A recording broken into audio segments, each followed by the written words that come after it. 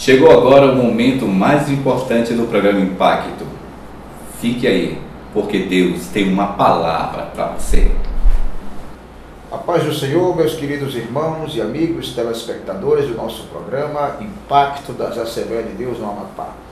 Estamos mais uma vez aqui para trazer a você uma meditação da Palavra de Deus. Se você tiver aí fácil acesso a um exemplar da Bíblia Sagrada, queira abri-lo nesse momento comigo, na carta do apóstolo São Paulo aos Romanos, no capítulo de número 5. Capítulo 5, eu quero ler aqui 3 versículos para a nossa meditação. Versículo de números 6, 7 e 8. Assim está escrito: porque Cristo, estando nós ainda fracos, morreu a seu tempo pelos ímpios, porque apenas alguém morrerá por um justo, pois poderá ser que pelo bom alguém ouse morrer. Mas Deus prova o seu amor para conosco em que Cristo morreu por nós, sendo nós ainda pecadores. Palavras do apóstolo São Paulo, nos levando a pensar e a procurar entender a maravilhosa graça de Deus. Ele, nesse texto, ele começa dizendo que Cristo, estando nós ainda fracos, essa palavra fracos aqui, é porque a linguagem bíblica é uma linguagem polida, é uma linguagem universal.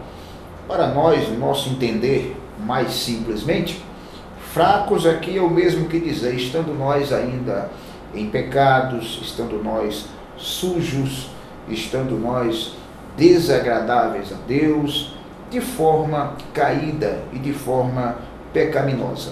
Ele está dizendo, morreu a seu tempo pelos ímpios. Esse Cristo, estando nós ainda fracos, morreu a seu tempo pelos ímpios. Tanto é que a tradução desta palavra fracos é que no final ele está dizendo que Cristo morreu pelos ímpios.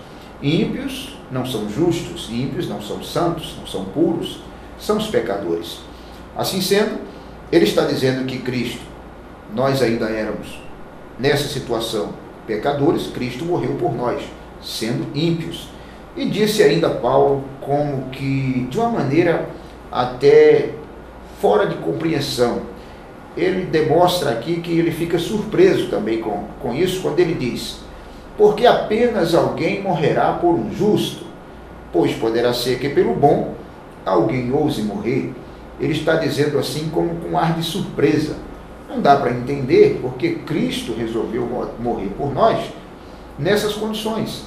Porque alguém pode morrer por um justo, pode ser. Pode ser que pelo bom alguém ouse morrer, disse Paulo, mas morrer por quem não presta, morrer pelos ímpios, é quase incompreensível. Aí ele diz, mas Deus prova, Deus não simplesmente não falou, ele deu prova do seu amor para conosco. Como foi que ele deu prova? Mandando Cristo morrer por nós nessas condições, sendo nós ainda pecadores.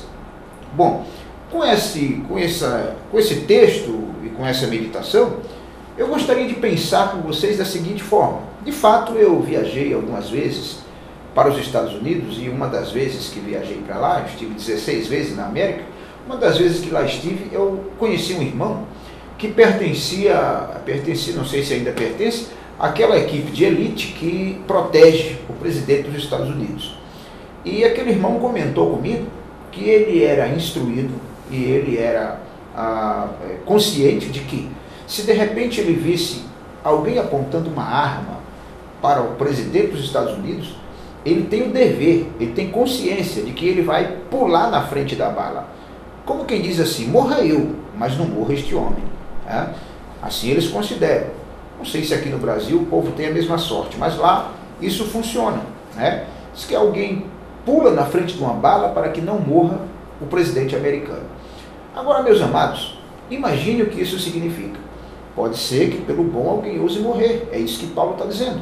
Mas pular na frente de uma bala para que não morra um bandido? Pular na frente de uma bala para que não morra um espancador, um homem mau, um pecaminoso qualquer, uma pessoa que viva em uma situação degradante da sociedade, quem vai morrer por ele? Aí é onde está a incógnita da graça e a maravilha do Evangelho. É que Cristo morre por nós sem que nós valêssemos a morte de Cristo. Eu um dia parei para pensar, por que razão Deus mandou Jesus morrer no meu lugar? Porque, analisando quem era eu vou aproveitar para dizer a vocês que eu vivi dentro do lixo. Eu era mendigo, morador do lixão, catava lixo para viver, me alimentava de dentro do lixo. Mas ele olhou do seu céu para mim e decidiu vir aqui morrer no meu lugar. Por que razão? Ele, quem é ele? Ele é Deus, ele é soberano, ele é o mestre, o todo-poderoso, o criador do universo, o fundador dos céus e da terra, ele é tudo. Ele é o princípio da sabedoria, o professor da ciência, ele é dono de todo o poder, determina tudo acontece dentro da sua vontade e do seu querer. Ele não precisava de mim. Aliás, ele é tão poderoso, tão absoluto, que com a sua palavra, ele disse, haja luz e houve luz, haja luminário no universo e assim foi. Haja isso e haja aquilo e tudo obedece ao seu comando. Ele poderia dizer, haja uma nova humanidade e haveria novos homens. Mas ele teve cuidado também de, desde o primeiro homem, fazer com as próprias mãos, né? Com as próprias mãos. Ele não disse, haja um homem. Ele criou o homem, ele fez o homem. E agora ele poderia fazer outro, ou poderia dizer um haja, né? Mas, no entanto, ele resolve dar a vida dele para vir morrer no meu lugar. Eu queria entender por quê. A única coisa que me restou para fazer entender isso foi o seguinte, comecei a pensar, por que o homem está nesta situação? O homem foi criado inocente e puro para a glória de Deus, tá? Porém, causou, parece que inveja, parece que causou ciúme no inimigo de Deus. E o inimigo resolve interferir na criação divina, fazendo o homem pecar, para separar o homem de Deus. E aí ele não só faz o homem pecar, mas ele tem a ideia de colocar o pecado no próprio homem. Como quem diz assim, se eu faço o homem pecar, Deus pode perdoar o homem. Mas se eu colocar o pecado no homem, o homem se arrepende, Deus perdoa, o homem volta a pecar, porque o pecado está nele. Aí Deus perdoa de novo, e ele volta a pecar outra vez. E assim, o homem nunca estará diante de Deus. Essa foi a ideia do inimigo. Porém, Deus do céu diz, eu também tenho uma ideia.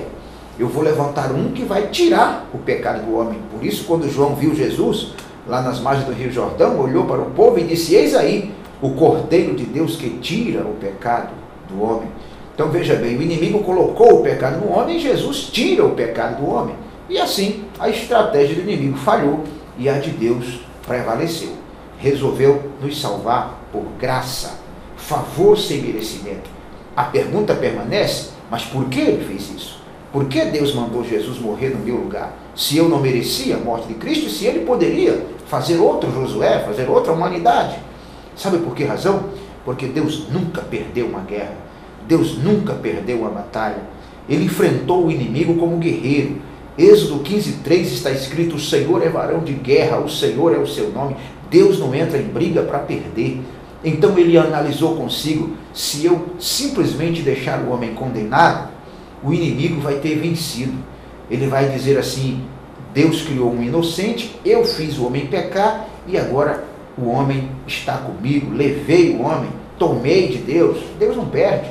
Deus falou, não, eu salvo de graça, eu salvo por graça, eu salvo sem merecimento, mas o homem volta para o céu, o homem volta ao seu estado de inocência, o homem volta ao seu primeiro estado novamente, o homem volta a gozar da eternidade. Não vou perder o homem para Satanás. Essa foi a ideia de Deus, essa foi a razão por que ele resolveu me amar sem que eu merecesse. Por isso, meu amigo, eu quero deixar para você esta palavra nesta ocasião, que você entenda que mesmo que você se ache indigno, mesmo que você diga, eu não mereço a eternidade, a salvação, o entrar no céu, eu não mereço ser amado por Deus ou atendido por Ele. Entenda uma coisa, Deus sabe que você não merece. A questão é, Ele quer você, Ele não quer te perder para Satanás e Ele não vai te perder para o inimigo. Eu aconselho você, em nome de Jesus, entenda isso. Aceite, aonde você estiver, se você ainda não tem a salvação de Cristo, aceite esse amor de Deus. É só aceitar. Está escrito, crê no Senhor Jesus Cristo e serás salvo tu e a tua casa. Quem me confessar diante dos homens, eu o confessarei diante do meu Pai que está nos céus. É só aceitar e nada mais. Aceite e o Senhor Jesus estará te dando esse presente, que é a vida eterna, a salvação e o perdão, independentemente de quem você é ou o que você fez. Meu irmão, meu amigo, compreenda que a bênção de Deus está determinada para você. Por isso eu quero orar por você nesse instante, porque é vontade de Deus te abençoar. Amém? Senhor Deus, em nome de Jesus, eu te apresento esta pessoa que nos assiste nesse momento e peço a tua bênção sobre ele. Peço que a tua graça, mais uma vez, se manifeste e superabunde sobre a vida desta pessoa, como diz a tua palavra, que onde abundou o pecado, superabundou a graça. Portanto, que a tua bênção repouse sobre este nosso telespectador neste momento. Em nome de Jesus é a nossa oração. Amém. Que Deus te abençoe.